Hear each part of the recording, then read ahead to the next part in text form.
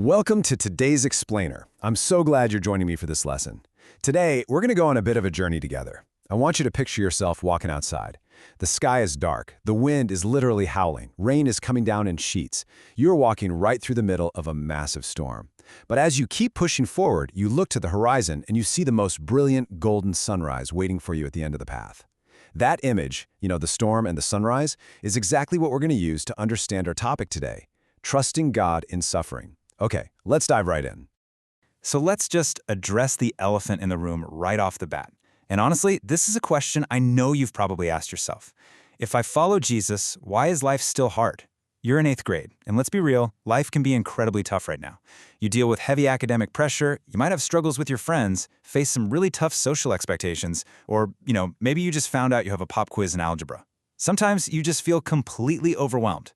We kind of have this tendency to think that trusting God means He gives us a free pass from all the tough stuff, but that's just not what the Bible teaches. Your struggles are valid, and your experiences are very real, but they aren't a sign that you're doing something wrong or that God is ignoring you. And that takes us to our first major concept today, walking through the storm and what it actually means to trust God when things get rough. Our first core truth here is that following Jesus does not guarantee an easy life.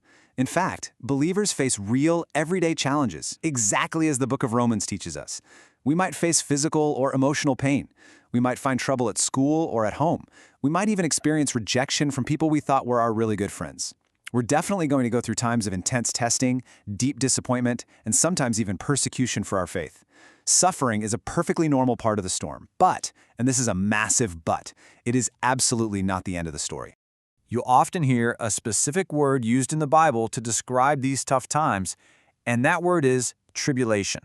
Think of tribulation as heavy pressure. It's exactly like walking against strong, forceful storm winds that are just trying to push you backward. Does it feel good? No way. Suffering never feels good in the moment. But I want to assure you right now, experiencing tribulation does not mean God has forgotten you, not even a little bit. So, moving on to Romans chapter 5, let's look at how we're building your spiritual muscles. See, God actually uses the storm almost like a spiritual gym to build your muscles. Notice how these steps in Romans 5 build on one another, like a progression.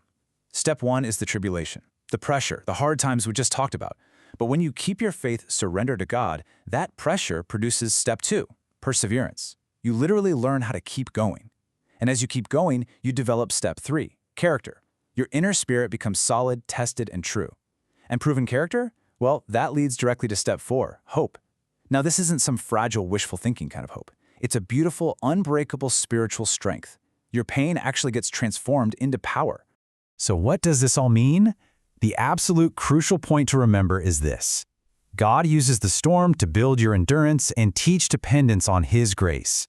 It's just so easy for us to try to rely entirely on our own strength, isn't it? To try to power through 8th grade using only our own smarts or our own energy. But trials are God's way of teaching us that we really need to depend on His mercy, His Spirit, and His power. When we learn to lean on Him, that makes us stronger than we could ever be on our own. But as I said earlier, the storm is definitely not the end of the journey. Let's shift our perspective forward and talk about the promise of future glory.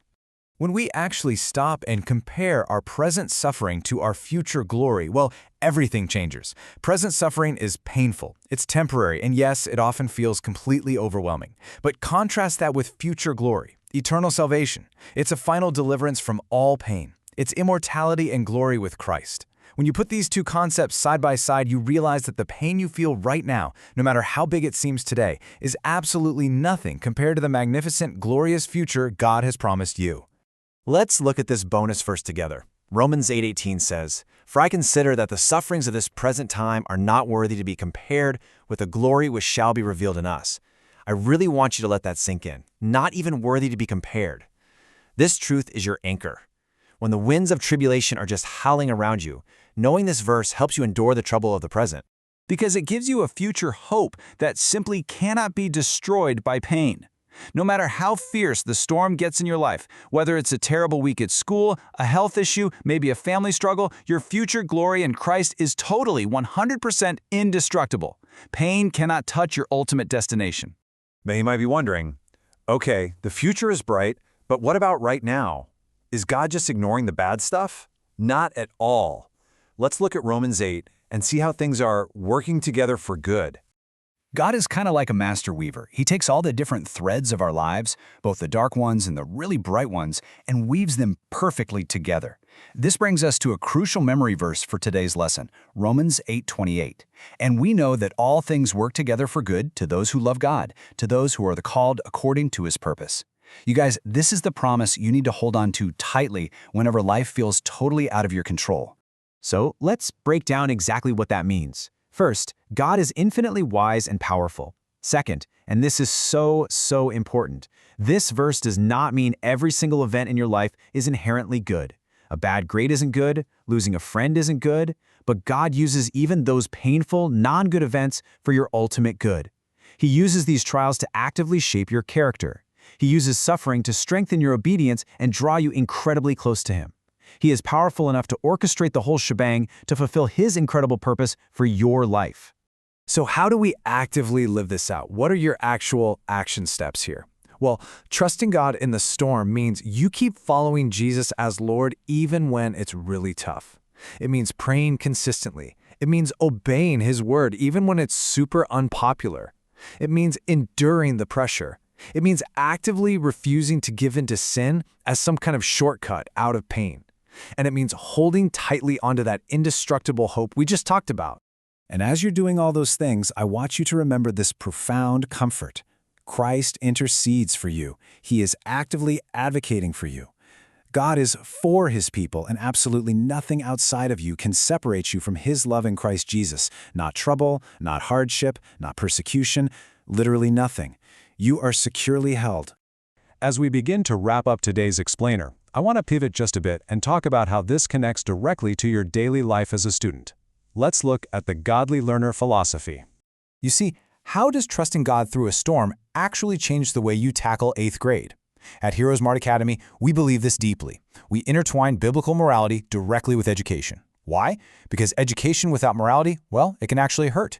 Gaining knowledge and intelligence without a moral compass simply makes you more capable. But if that capability isn't guided by God, it can be used to cause real harm. On the flip side, an education centered on following Jesus as Lord means that the knowledge you gain will actually help you make wise, God-honoring choices. It's about building a mind that doesn't just know math and science, but truly knows truth and wisdom. The Apostle Paul makes this incredibly clear in Romans 8:6-7. It says, "For to be carnally minded is death, but to be spiritually minded is life and peace." This right here is our foundational truth. If your mind is purely worldly, it just leads to dead ends. But keeping your mind spiritually minded, centered on God, on truth, on wisdom, and on righteous choices, that leads to a life of true peace. This is exactly why we encourage you to pursue absolute academic excellence, but to do it while keeping your mind completely centered on God. Which leaves me with one final question for you today. Will you keep your mind on God through the storm? As you face the challenges of 8th grade, all the academic pressures and the spiritual trials, will you choose to be the godly learner? Will you trust the master weaver to use your trials to build your character? Remember, the storm you're walking through right now is just producing the perseverance you need to reach that brilliant, glorious sunrise. Keep your eyes on the horizon, keep trusting Him, and keep pushing forward. Thank you so much for joining me for this lesson, and keep making those wise, God-honoring choices.